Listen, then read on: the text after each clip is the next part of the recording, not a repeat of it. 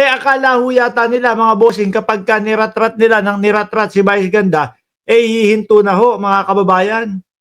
Akala ho yata nila kapag ka kung ano-ano yung mga pinagsasabi nila o nilait-lait nila si Vice Ganda, eh hihinto na ng pang-aasar sa kanila.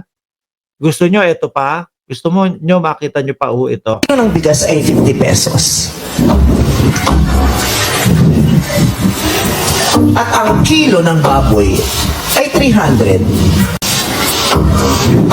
At ang kilo ng manok ay 280. At ang tubig ngayon ay 150 ang 1 litro.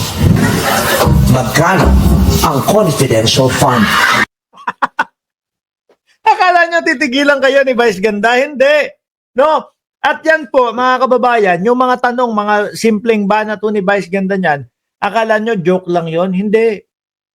Yun din ang katanungan ng mamamayang Pilipino. Magkano? Nasaan? San ginasta? Bakit nawala? O kung gano'n, bakit si La Chica ang kumukolekta ng confidential funds, etc., etc.